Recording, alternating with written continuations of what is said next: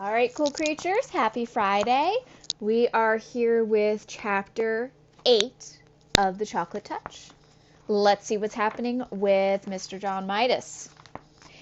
English class passed without incident. Miss Plimsoll distributed word lists for her pupils to take home. The more words you know, she explained, as always, the more exactly you can think. Oh, I like how she said that. Very nice. There were some difficult new words John noticed. Avarice, indigestion, acidity, unhealthiness, moderation, digestibility. As Miss Plimsoll explained the meaning of each one, it seemed to John as though they all had a special bearing on his present uncomfortable condition. At last the bell rang. "Very well, class," Miss Plimsoll said. "Time for outside activities. Good afternoon." "Good afternoon, Miss Plimsoll." Miss Plimsoll gave the signal for dismissal, and the pupils in the front row filed out, followed by those in the second row, including John and Susan. Susan played a violin in the school orchestra, and usually she and John went to the rehearsals in the auditorium together. This time Susan hurried on ahead of him. John followed very slowly. The members of the orchestra were sitting in their music stands in the auditorium stage when John, carrying his dark blue trumpet case, got to his chair in the brass section. Mrs. Quaver had already begun to explain a difficult passage to the girl who played the flute. Just after Jay sings, "Nestlings chirp and flee," she was saying, "you come in with your trill. Doodle-doodle-doodle. Do you see the place on your score?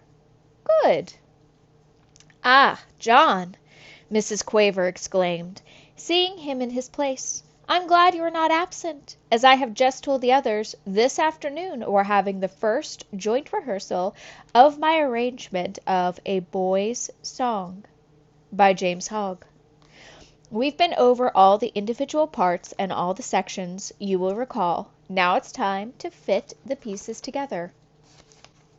John nervously opened his trumpet case and took his shining golden trumpet from its bed of scarlet velvet. The beautiful new instrument gave him confidence. He worked the valves nimbly with his fingers and looked up at Miss Quaver again. "Now, John," she said, "tell me when your little solo begins." "Right after the end of the second verse," John promptly replied. He had been practicing his part every evening in the basement at home for the last 2 weeks. He knew every note perfectly. After the line, "That's the way for Billy and me." "Good," Mrs. Quaver said. "And don't forget what I told you, John. This is a happy song. I want you to play ta-ta, ta-ta, ta-ta, ta-ta, simply repeating the rhythm of the voice. And I want you to be light and lively. This is supposed to be the song of a boy who loves romping in the country." Ta-ta, ta-ta, ta-ta, ta-ta, John thought. That shouldn't be too difficult, even with the whole orchestra listening to him. He had played it over and over again at home. But he would have to try extra hard here. This was to be his first solo. Everyone else was depending on him to play it properly. "Right," said Mrs. Quaver, brightly. With her baton, she rapped twice, sharply, on the music stand before her. All the musicians brought their instruments into playing position. Susan poised her bow over the strings of her violin. John held his trumpet close to his mouth and wiggled his fingers on the valves. Mrs. Quaver's baton moved from side to side, up and then down. The cymbals clashed and the drums thumped. The pianist brought his fingers down on the ivory keys of the piano. The violinists and cellists made their weeing and whumping sounds. All were in perfect unison. The rehearsal had begun. After the introduction, one of the older boys began to sing, "Where the pools are bright and deep, where the gray trout lies asleep, up the river and over the lea, that's the way for Billy and me." After the last line of the first verse, John's fellow trumpeter echoed the rhythm of the singer's voice. Ta-ta-ta-ta-ta-ta-ta-ta.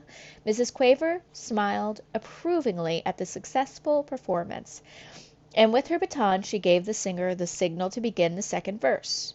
Where the blackbird sing the latest, an oboe went peep. Where the hawthorns bloom the sweetest, where the nestlings chirp and flee, the flute warbled according to plan.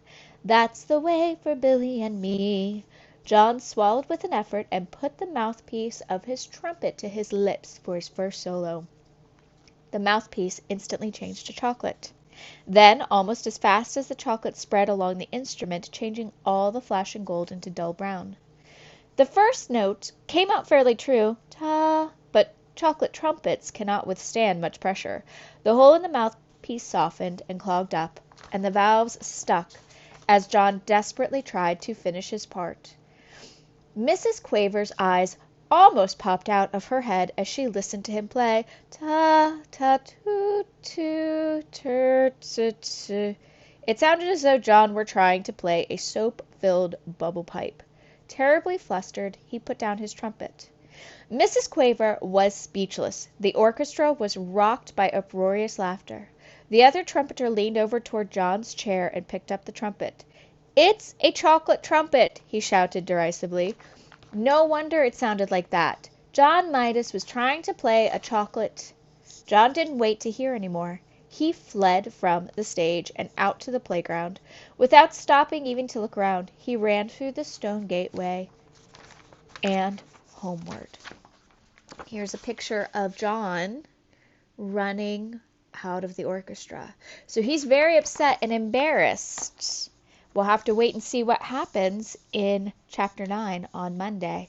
All right, cool creatures, there's chapter 8 of The Chocolate Touch. I love you dearly, and I'll see you soon.